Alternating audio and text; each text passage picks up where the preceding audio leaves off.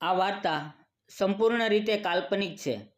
તેનો કોઈ પણ પાત્ર, ઘટના કે સ્થળનો કોઈ પણ જીવતા કે મૃત વ્યક્તિ સાથે સંબંધ નથી.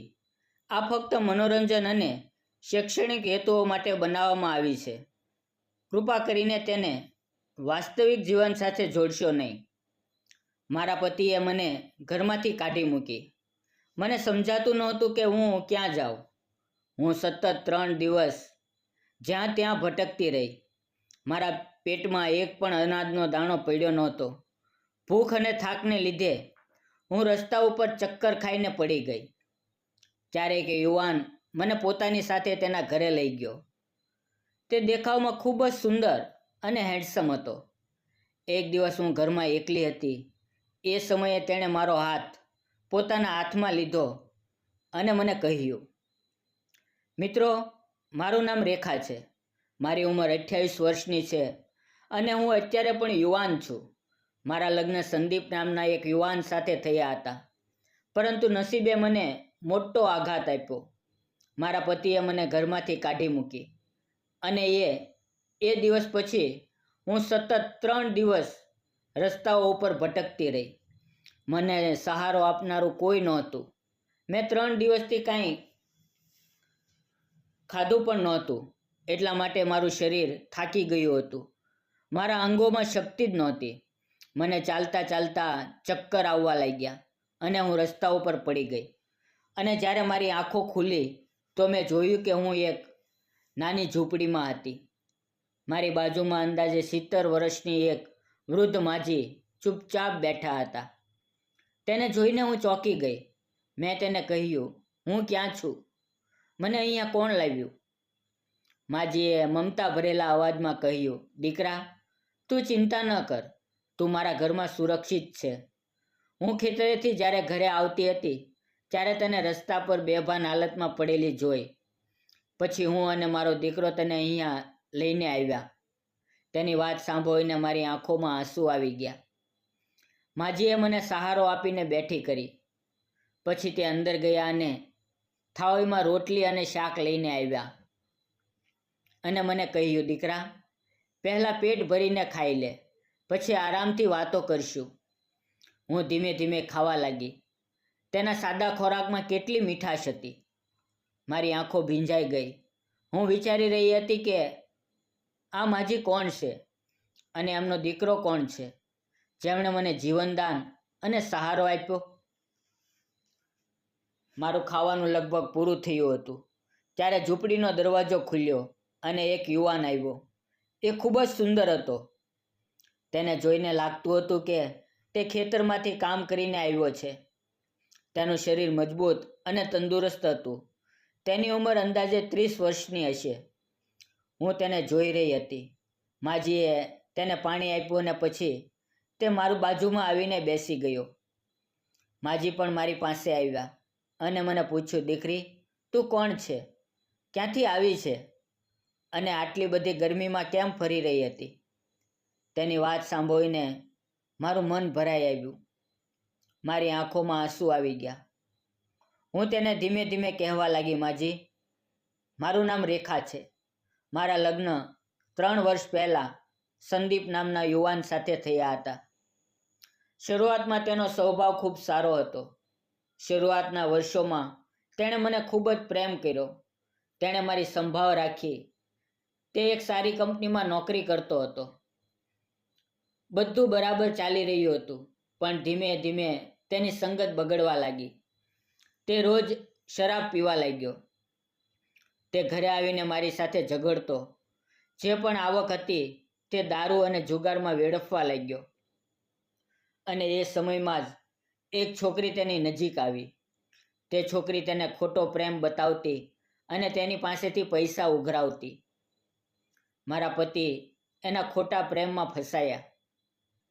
એક દિવસ તો તે છોકરી સીધી ઘરે આવી અને મારી સાથે જ રહેવા લાગી. હું બધું જ સહન કરતી રહી. તે બંને મને અપમાનિત કરતા, ઘરના બધા કામ મારી પાસે કરાવતા. ધીમે ધીમે 3 વર્ષ આ રીતે પસાર થયા. મારા પતિને મારી પ્રત્યે કોઈ લગાવ જ નહોતો. તે તો ફક્ત તે છોકરી માટે પાગલ બની ગયો હતો. મને સંતાન સુખ પણ ન મળ્યું. એક દિવસ એક છોકરી મારી સાથે ઝઘડો થયો. તેણે મારા પતિને મારી ફરિયાદ કરી. તે રાત્રે મારા પતિ નશામાં ઘરે આવ્યા અને મારી ઉપર અત્યાચાર કર્યો. અને મોડી રાત્રે મેં સાંભળ્યું કે તે બંને મને નષ્ટ કરવાની યોજના બનાવી રહ્યા હતા. મારું દિલ જોરથી ધડકવા માંડ્યું. હવે મને સમજાઈ ગયું હતું કે જો હું અહીંયા વધારે રહીશ તો મારો જીવ ચોક્કસ જોખમમાં છે. તેથી જ તે રાત્રે જ હું ઘર છોડીને ભાગી ગઈ. પછી સતત 3 દિવસ ભૂખી તરસી રસ્તાઓ ઉપર ભટકતી રહી અને અંતે હું રસ્તા પર પડી ગઈ. પણ ભગવાને મને બચાવવા માટે તમને મોકલી દીધા. મેં રડતા રડતા કહ્યું. લોકો મને કામ આપવા તૈયાર નહોતા.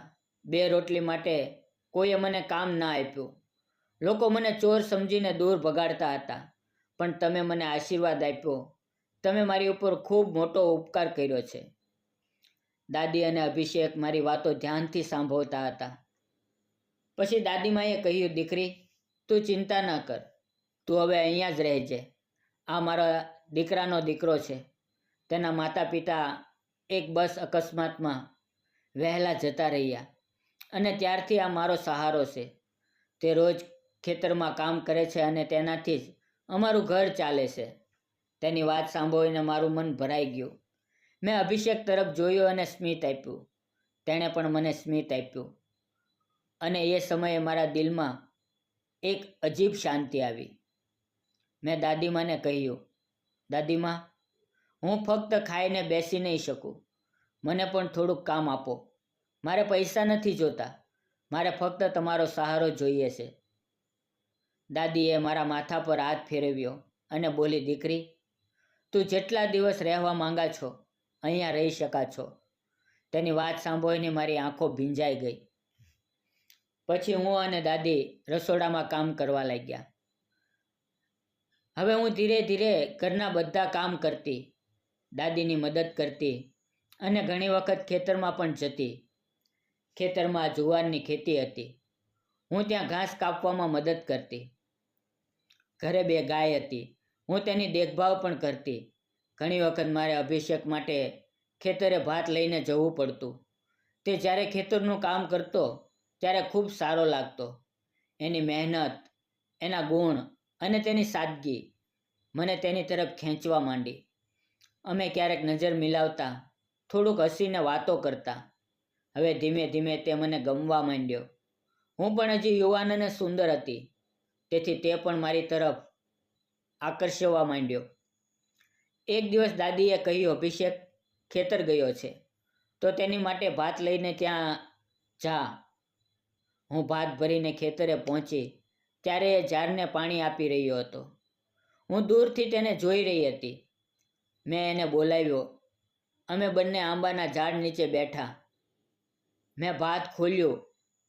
તે મારી તરફ જોતો રહ્યો અને હું પણ ચોરીથી તેને જોતી હતી. ત્યારે તેણે કહ્યું, રેખા, મને એકલા એકલા ખાવું સારું લાગતું નથી. તું પણ મારી સાથે ખા. મેં શરમથી ના પાડી. પણ તેણે કહ્યું, જો તું નહીં ખા તો હું પણ નહીં ખાઉં. તેનો આ નિર્દોષ આગ્રહ મને સચ્ચાઈ અને પ્રેમની ઝલક દેખાણી. હું તેની સાથે ખાવા બેઠી. હું શરમાઈ રહી હતી. મારા ગાલ લાલ થઈ ગયા.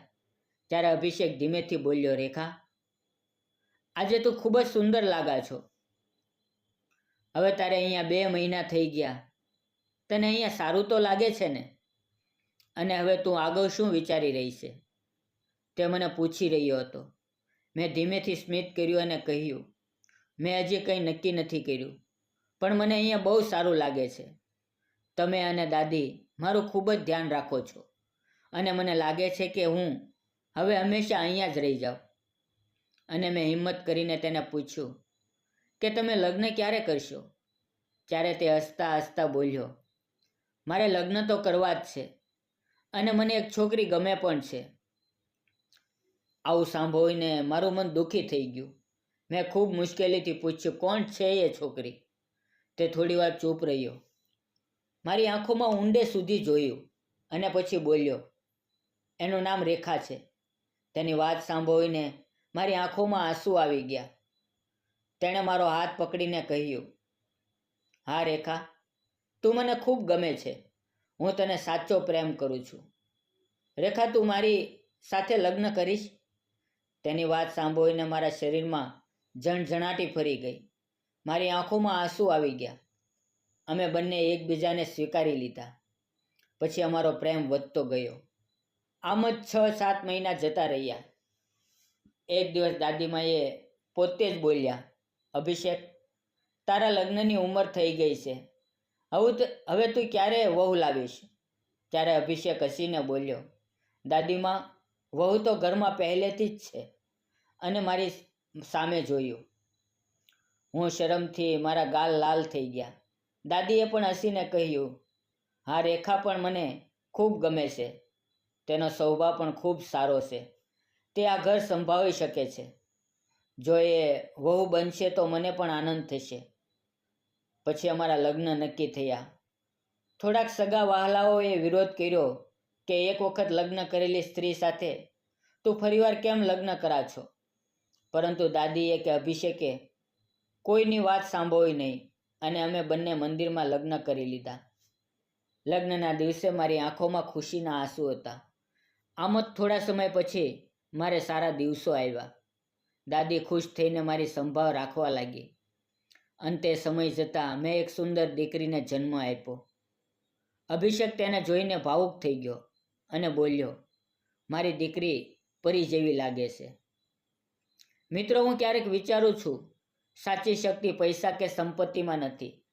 સાચી શક્તિ માનવતા, સચ્ચાઈ અને એકબીજાને આપેલો સહારો. આપણા જીવનમાં કેટલાય પણ તોફાન આવે તો પણ આપણી પાસે કોઈનો સાથ હોય તો અંધારામાં પણ પ્રકાશનો માર્ગ મળી જાય છે. તો મારી પ્રેમ કથા તમને કેવી લાગી? જો ગમી હોય તો લાઈક કરો, શેર કરો અને સબસ્ક્રાઈબ કરવાનું ભૂલશો નહીં. ફરી મળશું મિત્રો આવતીકાલે એક આવી સુંદર મજાની વાર્તામાં. ત્યાં સુધી આવજો. વિડીયો પૂરો જોવા બદલ આપ સૌ મિત્રનો દિલથી ધન્યવાદ મિત્રો.